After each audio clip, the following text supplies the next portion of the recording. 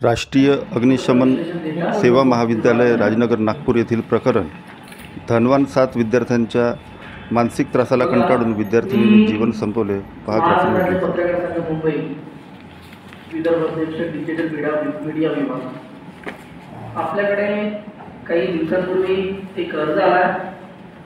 सुषमा शेंडे या ताईंनी आपल्याकडे एक मदतीची हाक मागलेली आहे। यामध्ये आपला विषय आहे महाराष्ट्रातील महिलांचे व विद्यार्थिनींचे शोषण कधी थांबणार। आपला हा सरकारला विनंती आहे। आता एक मुलगी ती ताई होते, आई होते, वेळ आली तर ती मैत्रिणीही होते। स्वतःच्या स्वप्नांना आकार देण्याकरिता तळमळते धडपडते, पण आजच्या जगात कोण तिला ऐकते, कोण तिचा मान बघते, कोण तिला जाणून घेते, हा प्रश्न मात्र प्रश्नच राहते। स्वतःचे स्वप्न पूर्ण करण्याकरिता सतत लढत राहते, कधी घरच्यांशी तर कधी समाजाशी तर कधी स्वतःशी। पण प्रश्न जर समाजाचा असेल तर ती खचते, कारण समाजातील लोक तिला समोर नाही तर मागे खेचण्याचा प्रयत्न करतात। अशाच एका मुलीची ही गोष्ट आहे, जिचे नाव यशस्वी शेंडे आहे। तिची आई सुषमा शेंडे महाराष्ट्र राज्य पत्रकार संघ मुंबईकडे न्याय मागण्यास आली आहे आणि त्याचे म्हणणे पुढील प्रमाणे आहे। मी एक मध्यमवर्गीय कुटुंबातील आहे। मी गृहिणी आहे। मला एक मुलगा आणि एक मुलगी होती।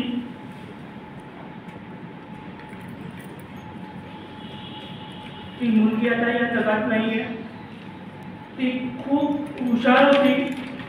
ती पोहणे तसेच बास्केटबॉल आणि अशा अनेक खेळांमध्ये, खो खो स्पेशली सारख्या खेळामध्ये ती जिल्हास्तरीय, खो खोमध्ये ती जिल्हास्तरीय विजेती होती। आणि माझ्या मुलीला सर्वांची मदत करायला खूप आवडायचं। मग ती प्राणी असो किंवा माणसं, जेव्हा तिने एखाद्या रस्त्यामध्ये अपघात जखमी झालेला तिला रुग्णालयात दाखल केलं आणि त्यांच्या कुटुंबाला सोपवलं आणि त्यांच्या उपचारात मदत केली, तेव्हा बर्डी पोलिसांनीही तिचं खूप कौतुक केलं होतं। माझी आशादायक मुलगी जिच्यात देशसेवा करण्याची आवड होती, म्हणून तिने 12वी बोर्ड परीक्षेसोबत JEE परीक्षा उत्तीर्ण केली आणि भारत सरकारच्या राष्ट्रीय अग्निशमन विद्यालयामध्ये, जे की राजनगरला आहे, तिथे प्रवेश घेतला होता। सरकारी शाळेमध्ये प्रवेश मिळवणे हे प्रत्येक मुलाचं स्वप्न असते। अग्निशामक विभागात मुले आहेत, मुलींची संख्या फार कमी आहे, कारण हे एक धोकादायक काम आहे। पण माझ्या मुलीला देशाची सेवा करायची होती, ती घाबरत नव्हती। 2020च्या बॅचमध्ये राजनगर नागपूर येथे राष्ट्रीय अग्निशमन महाविद्यालयात तिचा प्रवेश झाला होता। आम्ही सर्वजण खूप आनंदी होतो। कॉलेजच्या नियमानुसार वसतिगृहात राहणे बंधनकारक होते, पण महाविद्यालयीन विद्यार्थ्यांचे काय होते याची आम्हाला कुठलीही कल्पना नव्हती। आत असलेल्या गोष्टी बाहेर येत नाही, पण माझ्या मुलीचे कॉलेजमधील 7 मुलांनी तिच्याशी गैरवर्तन केले होते। मार्च महिन्यामध्ये महाविद्यालय प्राचार्याकडे तक्रार केली होती। महाविद्यालयाने त्याकडे दुर्लक्ष केले।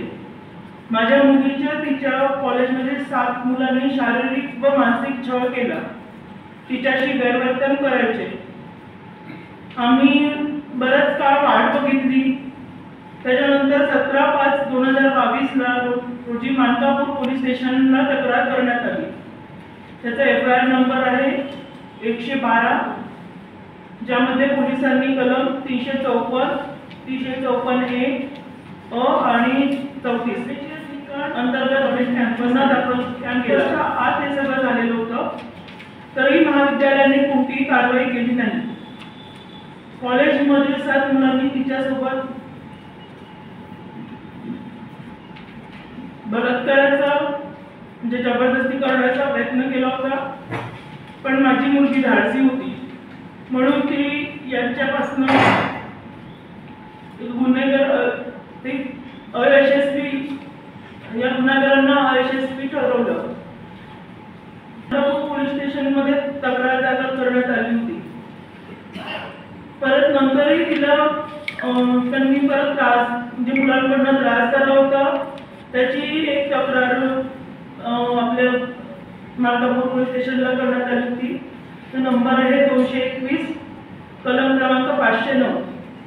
तो गुन्हा नोंदवण्यात आला होता. हेही घटनेचे ठिकाण कॉलेज कॅम्पसच होते. कॅम्पसच्या गेटवर तिला घाणेरडे शब्द लिहून तिला मानसिक छळ देण्यात आला होता. महाविद्यालयाने कोणतीही तक्रार केली नाही. कॉलेजकडून कोणतीही बाजू मांडली गेली नाही. आता मला वाटतं वसतिगृहात शिकणाऱ्या मुली सुरक्षित खरंच राहू शकतात का? कारण कोणत्याही अनुचित प्रकार घडू नये म्हणून कॉलेज प्रशासनाकडून काहीही कारवाई होत नाही. गुन्हेगार मुलांचे धाडस वाढले आहे. माझ्या मुलीला तिच्या कॉलेजमध्ये 7 मुलांनी तिच्याशी गैरवर्तन व शारीरिक व मानसिक त्रास होत अत्याचार सहन करूनही तिने हिंमत सोडली नव्हती. माझ्या मुलीने खूप संघर्ष केला, पण गुन्हेगार श्रीमंत होते म्हणून कॉलेजने त्यांची कुठलीही बाजू मांडली नाही. तिला वाटायचं की माझ्याशी माझं काही ना काही माझ्याशी वाईट होईल, मला मारले जाईल तर कोणालाही कळणार नाही. त्यामुळे ती खूप टेन्शनमध्ये होती, असहाय्य होती. मुलीने त्यांच्यावर गुन्हा दाखल केलेला होता.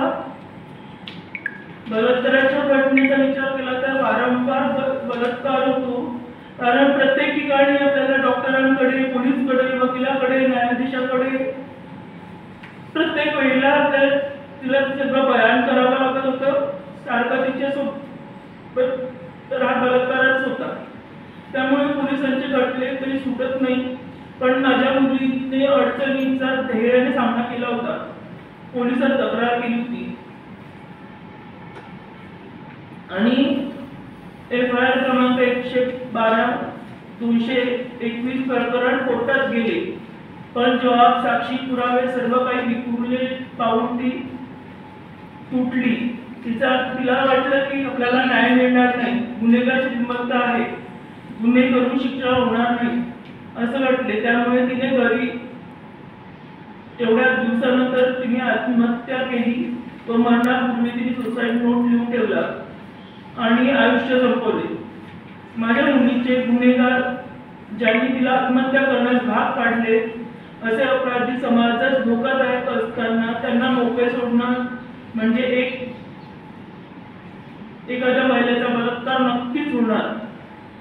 आता आत्महत्या प्रकरण बजाजनगर पोलीस स्टेशनला गुन्हा क्रमांक 108/2025 BNSS कलम 108(3)5 अन्वये गुन्हा दाखल केला आहे. चार्जशीट सादर करणार. केस चालेल, पण माझी मुलगी परत नाही येणार. देश सेवेची तळमजलेली माझी मुलगी क्रूरपणे शिकार झाली आहे. याला जबाबदार कोण आहे? तिथले कॉलेज प्रशासन,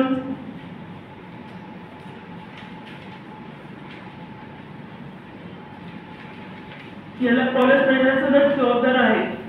पोलीस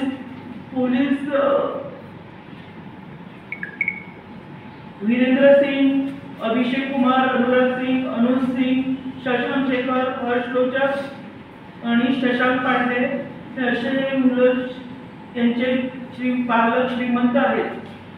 सरकार आहे, जास्त पैसा आहे. एकदा विचार करा, जेव्हा जगात सर्व काही विकलं जातं तेव्हा कोणत्याही स्त्रीला निर्लज्ज आणि लाजेमुळे आत्महत्या करण्यास भाग पाडलं जातं. तुमच्या घरामध्ये स्त्री पुरुष दोघेही आहेत. तुमच्या घरामध्ये आई, बहीण, मुलगी या स्वरूपात स्त्रिया आहेत. माझी मुलगी परत तर येऊ शकत नाही, परंतु मला खात्री आहे की पेनमध्ये खूप शक्ती आहे. एखाद्याला न्याय मिळवून देऊ शकता. त्यामुळे आपल्या माध्यमातून राष्ट्रपतीपर्यंत ही बातमी पोहोचायला पाहिजे. पोहोचण्याचा आपण प्रयत्न केला जाऊ शकतो. भारतात कोणत्याही मुलीवर बलात्कार होऊ नये. भारताच्या राष्ट्रपती एक महिला आहेत. महामहिम राष्ट्रपतींना विनंती आहे की देशात कोणत्याही महिलेवर बलात्कार होऊ नये, त्यासाठी कठोर कायदा बनवावा. हीच आता माझी प्रार्थना आहे. वसतिगृहात राहणाऱ्या शिकणाऱ्या मुलींना सुरक्षित राहू शकत नाही, कारण कोणत्याही अनुचित प्रकार होऊ नये यासाठी कॉलेज प्रशासन काहीच करत नाही. ती कुठलीही जबाबदारी घेत नाही. हीच आता त्यामुळे तिला न्याय मिळावा हीच माझी प्रार्थना आहे. पाठीशी आहे आणि जोपर्यंत तिला पूर्णपणे न्याय मिळणार नाही तर आम्ही थांबणार नाही. कारण की ती मुलगी मरण्या अगोदर 1 महिन्या अगोदर मला ती भेटली होती आणि अक्षरशः तिने आणखी ती मला पण सांगितली. तर ते म्हणतात ना काही ना काही योग असतात असं सर्वांचं म्हणणं असतं, पण मी तिला वाचू शकलो नाही किंवा मी काउन्सिलिंग नाही करू शकलो आणि ती कुठेतरी हॅरासमेंट झाली. तिला वाटलं की मी कोर्टापर्यंत गेली, पोलीस स्टेशनपर्यंत गेली तरी त्या लोकांचा पैसा वगैरे मिळला आहे, म्हणजे तो फायनान्शियल ते स्ट्रॉंग आहे असं परिवाराचं म्हणणं आहे. आणि ते इथले नाही आहे, ते UPचे आहे. बघा महाराष्ट्रामध्ये UP MPचे लोक येऊन आपल्या मुलीला आत्महत्या करण्यास प्रवृत्त करतात. म्हणजे छोटा विषय नाही आहे, हा खूप मोठा विषय आहे.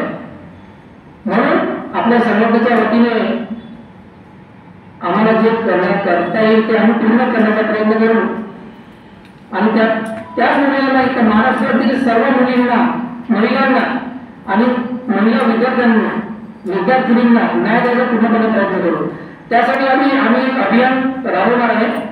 यांचा प्रॉब्लेम थोडंसं सॅटिस्फाईड झालं त्यानंतर आम्ही अभियान कॉलेजेसमध्ये राहू की तुमच्या कॉलेजमध्ये मुलींची सेफ्टी काय सर्व कॉलेजमध्ये जाणार आहे संघटनेच्या वतीने. या प्रकरणामध्ये दोषी कॉलेज प्रशासन की पोलीस प्रशासन? कॉलेज प्रशासनाने जर त्याच्यात दखल घेतला असता त्यामध्ये तर मला तरी असं वाटतं की ती मुलगी आज आत्महत्या तिने केलं असतं आणि उलट प्रशासनाने तिला इग्नोर केलं सर्व गोष्टी आणि त्या मुलांना वाचवलं असंही म्हटलं तरी हरकत नाही. कारण की तिने अक्षरशः पत्र व्यवहार किए, सर मेरे साथ ऐसा हो रहा है, आप कुछ तो भी करो, लेकिन किसी ने कुछ नहीं किया. उलट तिला घरी जाऊन आराम कर बा, तुझी तब्येत बरोबर नाही, तिने सांगितलं सर माझ्यासोबत असं आपली झाली आहे, घरी पाठवलं आराम करायला. बहुत दुखद है ये जी, इसके लिए शब्द नहीं है. निश्चित है सर, निंदनीय है, दुखद है, रिश्तेदार था ये. लेकिन जब ये घटना हुई और वो बच्ची पर जब ये अत्याचार हुआ तो शायद उसने घर में बताया नहीं कि उस समय किसी को, माँ को या बहन जी आपको कुछ बताया उसने बेटे ने आपकी? क्योंकि ये गैर का मामला है. एक्चुअली त्यांनी जब शुरू किया तो 2021 लास्ट दिसंबर से उन्होंने तंग करना शुरू किया था. तो उस वक्त उसने सिर्फ इतना बताया मुझे कि वो उसको यानी कि ऐसे बहुत ही गंदे कमेंट्स करके तंग कर रहे हैं करके. तो मैंने उसको पूछा कि सिर्फ अकेले को करते हैं क्या, तो बोले नहीं क्लास में करते हैं. तो बोले कि सभी लड़कियों को हुआ है वो. तो मैंने उसको बोली कि ध्यान मत दो करके, और अगर ज़्यादा ही टॉर्चर अगर करते होंगे तो सारे लड़कियां मिलके उनके कंप्लेंट करो. तो फिर उसके बाद ऐसे हुआ कि फिर लॉकडाउन लगा था क्योंकि कोविड पीरियड वाला था सब. तो लॉकडाउन लग गया था, उसके वजह से छुट्टियां लगी और वो लोग घर पे वापस आ गए. वो शायद जनवरी 2022 की बात है. उसके बाद वो मार्च में फिर से कॉलेज ज्वाइन हुई क्योंकि फिर से कॉलेज शुरू हुआ. और जैसे ही कॉलेज ज्वाइन हुई तो वो लोग पूरे हाथ धो के उसके पीछे पड़े थे, उसका तंग करना चालू कर दिया. उसको एग्जैक्ट आने के में उसका फोन आता था. दूसरे ही दिन जैसे उसका फोन आया तो मुझे लगा कि कुछ तो भी प्रॉब्लम है, क्योंकि वो बात कर रही थी तो मुझे वो बहुत अस्वस्थ डिस्टर्ब लग रही थी. तो मैंने पूछा उसको, लेकिन उस वक्त उसने नहीं बताया. फिर 3-4 दिन के बाद उसने बताया कि वो खाना खाने नहीं जा रही है. तो मैंने बोला कि क्यों, तो बोले नहीं लड़के तंग कर रहे हैं। एक्चुअली खाना खाने के लिए वो कॉलेज में बॉयज हॉस्टल से होके जाना पड़ता है। तो उसके साथ अगर ऐसे हुआ है तो वो तो हिम्मत करेगी ही नहीं, बॉयज हॉस्टल से जाके खाना खाने जाने की हिम्मत करेगी क्या कोई लड़की? नहीं, वो नहीं जा रही थी। मैं फिर उस दिन उसके मिलने गई तो पूछा तो बोल रही नहीं मुझे बहुत तंग कर रही है लड़के और मैं खाना खाने नहीं जा रही। तो मैं उसके लिए उसने बाहर से थोड़ा खाना मंगाया था, उस दिन उसने खा लिया। और फिर मैं उसी दिन एक्चुअली मेरा लड़का जो है उसका फ्रेंड वहाँ पे सीनियर था, वो उस वक्त ट्रेनिंग के लिए बाहर था हैदराबाद में कुछ तो उसका कॉल आया था, उसको भी कॉल आया था और मुझे भी आया। तो बोला कि यशस्वी कॉल नहीं उठा। तो फिर मैं जब गई थी उसके पास तो उसको पूछा तो उसने ये बताया। तो मैं बोली उससे थोड़ा सा डिस्कस करूँ क्या यानी कि ये चीज़? तो बोले कि ठीक है बता दो उसको कि ऐसे तंग कर दे करके। तो उसने फिर वहाँ पे मैडम जो है असिस्टेंट डायरेक्टर वैशाली मैम, तो उसने यशस्वी से बात की, उसको पता चला कि लड़के सब तंग कर रहे करके। तो उसने वैशाली मैम को कॉल करके बताया कि मैम कुछ तो भी प्रॉब्लम है यशस्वी को, आप थोड़ा उससे मिलके थोड़ा सा बात कर दो। तो उस दिन रात का समय था, दूसरे दिन शायद मैम उससे मिलके उससे बात की और फिर वैसे वो पूरा हफ्ता गया। मैं कंटिन्यू उसके कांटेक्ट में थी, लेकिन उसने उतना ही बताया नहीं भाई वो कि उसके साथ एग्जैक्ट क्या हो रहा था। फिर एक दिन शायद शाम के वक्त बोल 8 साढ़े 8 बजे कॉलेज से कॉल आया मुझे कि आप यशस्वी को तबीयत अच्छी नहीं है, आप उसको लेके जाओ करके। तो मैं गई कॉलेज, लेकिन वो रो रही थी, लेकिन ऐसे कुछ लगा नहीं कि तबीयत खराब है, वो रो रही थी। मैंने पूछा कि क्या हुआ है और मुझे पता था कि वो कंप्लेंट करने वाली है करके। तो बोले क्या हुआ है? तो बोले मैम आप उसको लेके जाओ। मैंने बार बार पूछने की कोशिश की उनसे कि एक्चुअली आप घर उसको क्यों भेज रहे हो? तो बोले कि नहीं मैम डायरेक्टर सर का ऑर्डर है कि आप उसको घर लेके जाओ और कुछ दिन आराम करने के लिए कहो। तो फिर मैं लेके आई उसको घर, लेकिन वो बहुत घबराई हुई थी और बहुत बेचैन थी, बहुत शांत रहने लगी थी। तो मुझे लगा कि कुछ तो भी गड़बड़ है, बहुत पूछने की कोशिश की लेकिन वो नहीं बता पा रही थी। इतना ही बताया कि वो बहुत तंग कर रहे थे करके। तो मैं काउंसलर की थोड़ा से हेल्प ली उस वक्त। तो काउंसलर के पास लेके गए, उसने वही बताया, पता नहीं कितना बताया उनको, लेकिन काउंसलर का कहना था कि थोड़ा उसको रेस्ट दो करके। लेकिन उस पीरियड में वो कॉलेज ज्वाइन कर लिया था। 8-15 दिन के बाद उसने कॉलेज ज्वाइन की, फिर से कॉलेज ज्वाइन किया था और वो फिर कॉलेज में रहने लगी थी। और फिर उसके बाद कुछ दिन और गए, फिर उसको कॉल आया कि मुझे अच्छा नहीं लग रहा, लेने आ जाओ करके। और उस बीच में हम लोग कि उसने बताया था कि कंप्लेंट की है मैंने, तो उस कंप्लेंट का क्या हो रहा है नहीं समझ में आ रहा है। तो वहाँ उस दौरान हम लोग कि डायरेक्टर सर से भी बहुत बार मिलने की कोशिश की।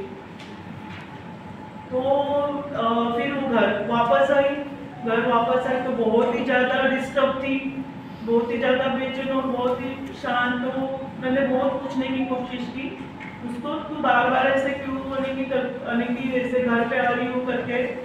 तो फिर उसने जाके बताया कि मुझे टच भी करते थे वो लोग करके, लड़का उसमें से, और बाकी सब ने कि उस पर हंसते थे, मजाक उड़ाते थे ऐसे। तो फिर मैंने बोली कि कंप्लेंट में लिखा है कि तूने? तो बोले हाँ मेंशन किया है मैंने कंप्लेंट में। तो फिर हम लोग जाके डायरेक्टर से मिले कि बोले कि कंप्लेंट की तो आपने उस पर क्या एक्शन लिया? तो बोले कि हम लोग कर रहे हैं, वो हमारा काम है, हम करेंगे। फिर से हम लोग वापस आ गए। उसके बाद एक बार डायरेक्टर आर चौधरी, राजेश चौधरी। 3 तास बसवायचा सर आम्हाला बाहेर भेटायचं नाही. 3 घंटे हम लोग बार डोकं उसके एक ही बार जब पहली बार मिला बाद में आओ 3 घंटे गेट के ऊपर खड़ा रखता था धूप में। हम एक बार एक ही बार उनसे उस टाइम पे तो एक बार मिले, उसके बाद वो मिलने से हमको नहीं बोल रहा था, मिल नहीं रहा था, हमको अवॉइड कर रहा था, नहीं मिल रहा था। अभी है ना वो? अभी डायरेक्टर नहीं है, अभी वहाँ पे चेंज हो गए डायरेक्टर, अभी तो पता नहीं। फिर उसके बाद चेंज हुए थे तो शिवसागर से करके आए हुए थे, और फिर उसी दरमियान हम बहुत बार जैसे गए तो मुझे पता चला कि उसने जिस दिन कंप्लेंट की थी उस दिन सुसाइड करने की कोशिश की थी। तो समझ में ही नहीं आया कि, क्योंकि उसको तो सुसाइड ये कभी ने उसको मानने नहीं था, सुसाइड को बहुत ही रॉन्ग मानती थी। कोई भी अगर किसी का भी सुने वो सुसाइड तो बहुत लेकिन उसको बहुत गुस्सा आता था कि नहीं, ऐसे नहीं करना चाहिए, सुसाइड हर बात पे सॉल्यूशन होता है ऐसे। तो हम लोग कनेक्ट करते रहेंगे कि ऐसे कैसे नहीं कि उसने किया। फिर घर आके उसको फिर पूछा आराम से, क्योंकि इतना कुछ है तो हमारा क्लिक हुआ कि कुछ ना कुछ तो उसके साथ कुछ तो जबरदस्ती हुआ है। घर आके उसको पूछा, पहले तो लेकिन बहुत रोने लगी, फिर उसने जाके बताया कि मैं फ़ोन पे बात कर रही थी, जो कि उसका हॉस्टल है, हॉस्टल के अपोजिट में एक रास्ता है जो लैब के तरफ जाता है। तो फ़ोन पे एक्चुअली उनके जो रूम है हॉस्टल रूम, उस पर नेटवर्क नहीं रहता।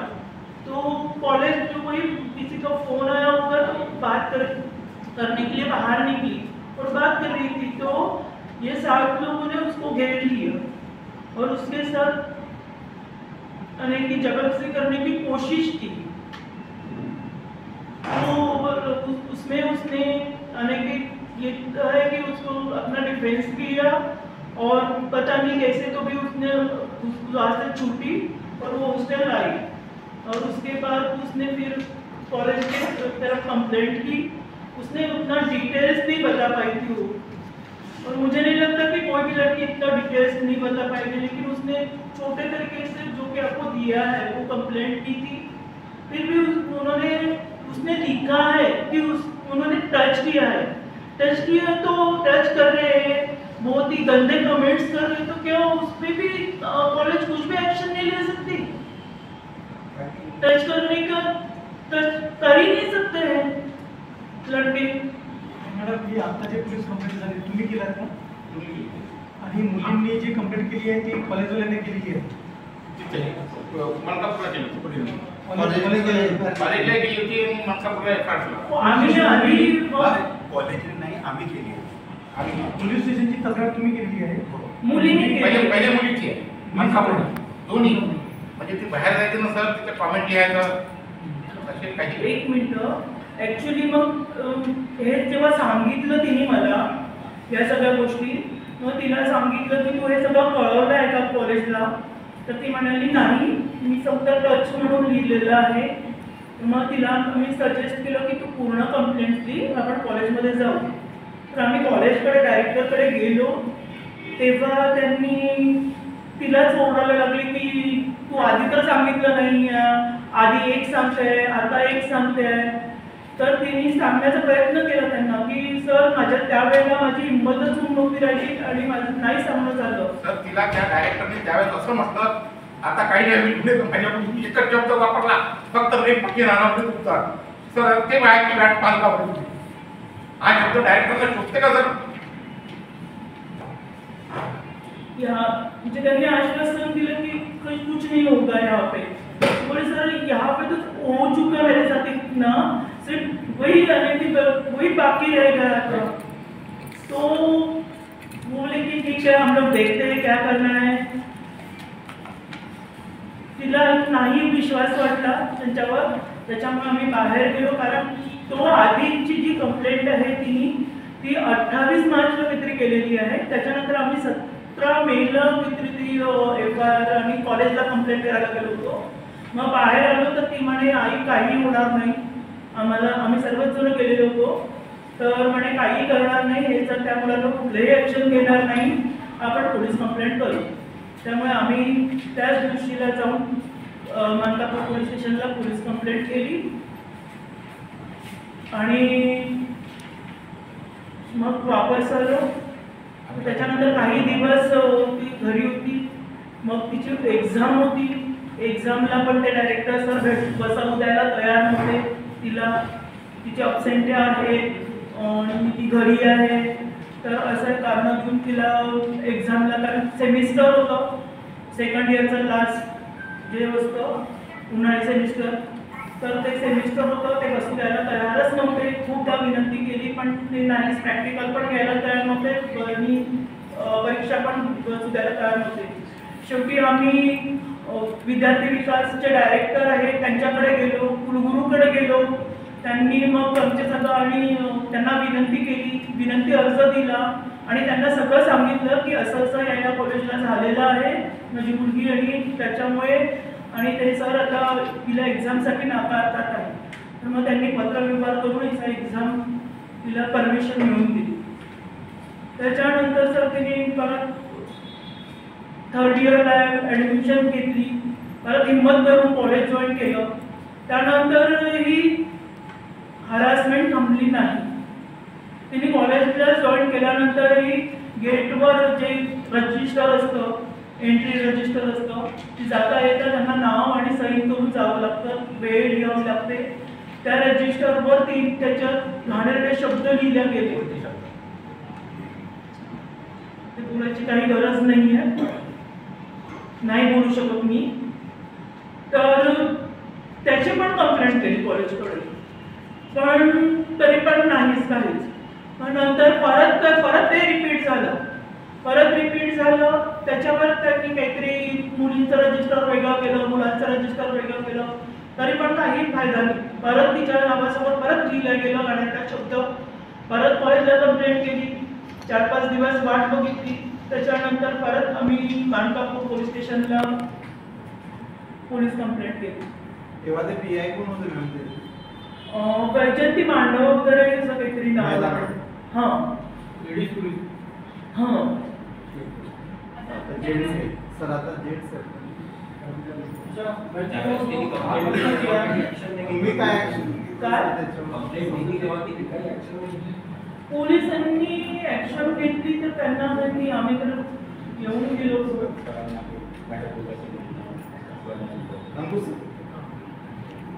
बच्चे ने जो आत्महत्या किया बोल रहे हैं आप, वो कहाँ किया उसने? घर को उसने घर को किया. कॉलेज छोड़ दिया था ना? कौन सी डेट को? सब इतने उसके बाद भी वो छेड़खानी से परेशान हो गई तो बहुत हाँ, क्योंकि वो कंटिन्यू जैसे भी क्रॉस होती थी उसको गंदी गालियाँ देना और हॉस्टल रूम में आने की धमकी देना.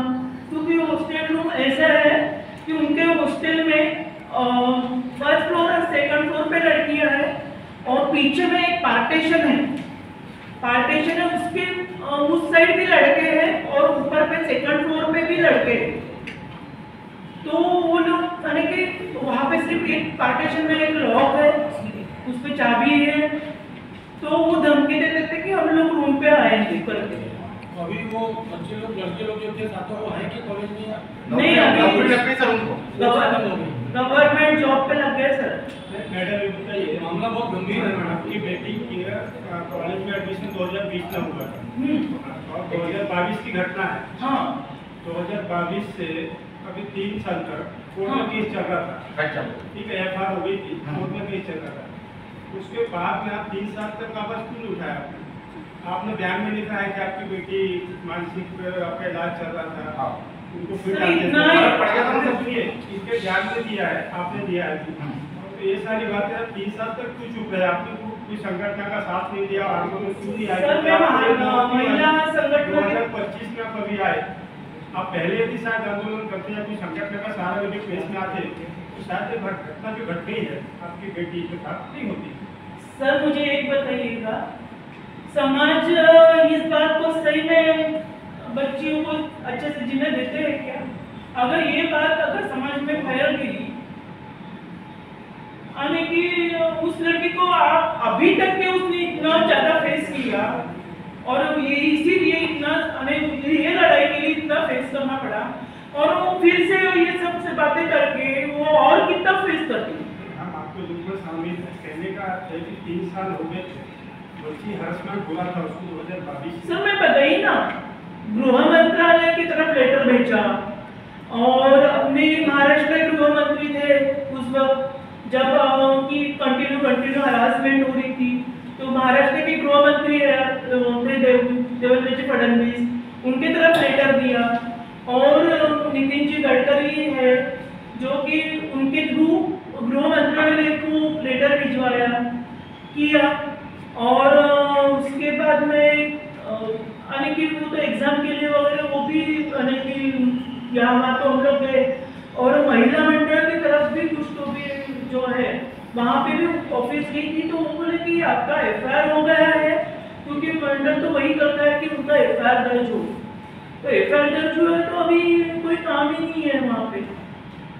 और उसके बाद भी सर वहाँ पे गृह मंत्रालय के लिए गया तो वहाँ पे ये अपना काय म्हणतात त्याला सुरेश काय भरवली थी कॉन्फ्रेंस बुलाई थी, उसमें क्या हुआ क्या नहीं पता नहीं, हमको भी बुलाया था, मुझे बोला था, तो मैंने वही बोला कि ये चीज़ मैंने नहीं करनी चाहिए, ये चीज़ कॉलेज ने करनी चाहिए थी, हम लोगों ने पुलिस कंप्लेंट करना पड़ा, ये वो वहाँ पे रहती थी तो उनकी जिम्मेदारी थी, कॉलेज जिम्मेदार है, इसमें कोई शक नहीं है, क्योंकि सर वहाँ पे रही थी, उसके साथ जो हुआ उस वक्त हुआ वो कॉलेज के अंडर में हुआ, तो हम लोगों को अब एफआईआर करनी पड़ी जो कि कॉलेज ने करनी चाहिए थी एफआईआर। जो कॉलेज के जो थे प्रिंसिपल थे प्रबंधन थे उनके ऊपर आपने पुलिस में कोई आरोप दिया नहीं था, टकरा दिया नहीं सर, वो एक्सेप्ट नहीं करने के लिए अभी भी हम लोग बोला कि उनके ऊपर एफआईआर दर्ज कराना तो पुलिस वाले उनके ऊपर नहीं कर सकते, उनके ऊपर नहीं कर सकते। कॉलेज को जो कंप्लेंट दी गई उसका कोई कागज दिए है ना ये सर, सब उसमें रखा है, लगाया है। सुरेश तेने दिला तो अब है, नहीं होता देखो आया